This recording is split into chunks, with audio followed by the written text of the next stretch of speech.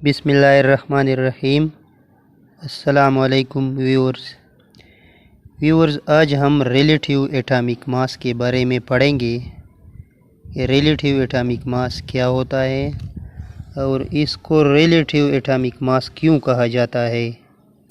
ठीक है, तो देखें, एटॉमिक मास यानी एटम के मास के बारे में पढ़ेंगे और रिलेटिव इसमें किसका क्या मतलब है।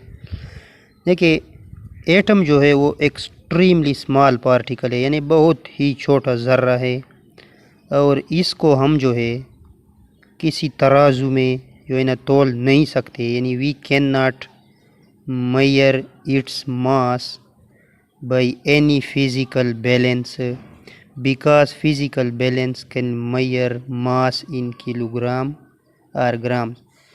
क्योंकि ये बहुत ही छोटा ज़र्रा है, लिहाजा वो ग्राम या किलोग्राम में तो उसका मास होता नहीं है, लिहाजा हम उसको किसी भी तराजू में जो है ना तोल नहीं सकते।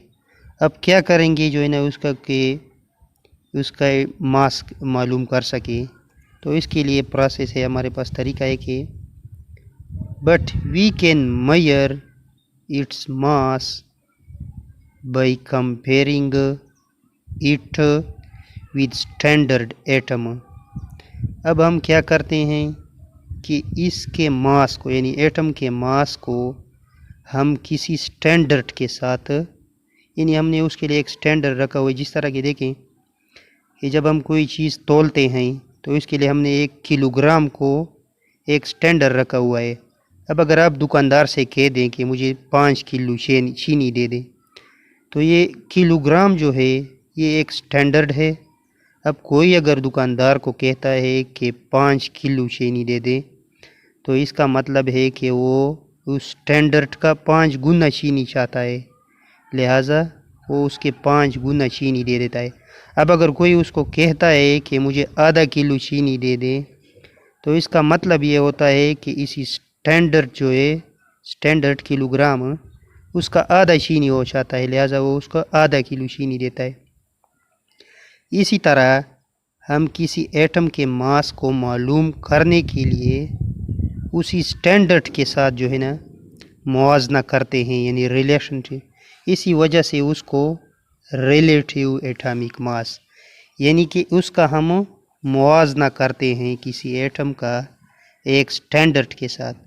अब स्टैंडर्ड क्या है हमारे पास? The carbon 12 is chosen as a standard for comparison because it has exact mass of 12 AMU 12 AMU।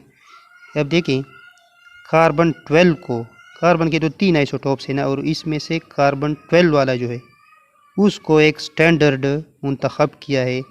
ये इसलिए कि इसका मास जो है बिल्कुल 12 AMU होता है।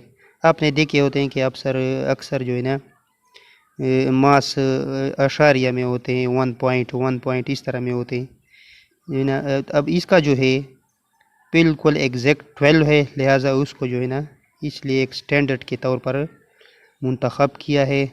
अब इसके साथ बाकी तमाम एटम्स को कंपेयर किया जाता है कि कितना जो है कि दूसरा एक एटम है उस 12 वाले से कितना भारी है या कितना हल्का है, तो इसके हिसाब से जो है ना हिसाब लगाकर उसका फिर मास मालूम किया जाता है।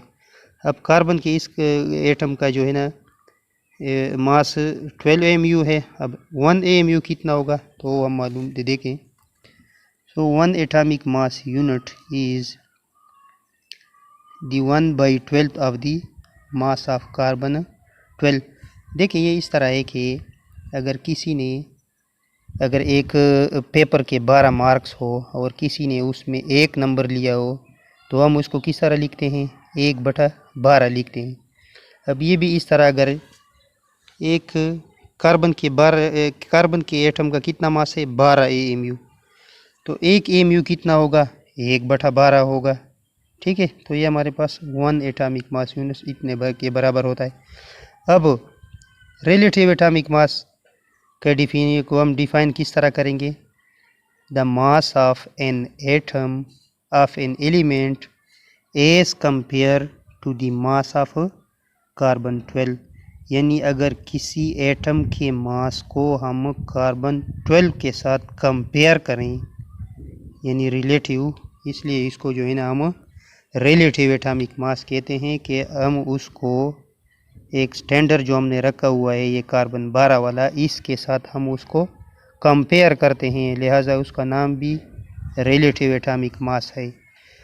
اب کچھ اگزامپل لکھے ہوئے ہیں کہ ریلیٹیو ایٹامک ماس کے ذریعے انہوں نے یہ معلوم کیے، جس طرح کہ دیکھیں ہائیڈروجن ہے نا، ہائیڈروجن کا اس طرح معلوم کیا ہوتا ہے کہ دیکھیں اسپیکٹرومیٹر یہ تو ویسے ایک شو کیا ہے، لیکن یہ تو ماس اسپیکٹرومیٹر کے ذریعے معلوم کرتے ہیں۔ اس میں اس طرح کرتے ہیں کہ ایک سائٹ پہ جو ایک سائٹ پہ سٹینڈرڈ ڈالتے ہیں یعنی کاربن 12، دوسرے سائٹ پہ دوسرے ایٹم کو ڈالتے جاتے ہیں، جب دونوں برابر ہو جاتے ہیں تو پھر اس کو اس طرح ماس معلوم کیا جاتا ہے۔ جس طرح کہ ہائیڈروجن کا جو ہے نا ایک طرف کاربن 12 رکھا گیا، دوسرے سائٹ پہ ایک ہائیڈروجن ایٹم ڈالا گیا، پھر یہ والا کاربن والا بھاری تھا، پھر دوسرا ڈالا گیا، تیسرا ڈالا گیا، چوتھا ڈالا گیا، اور یہ اسی طرح ہی کاربن والا بھاری تھا۔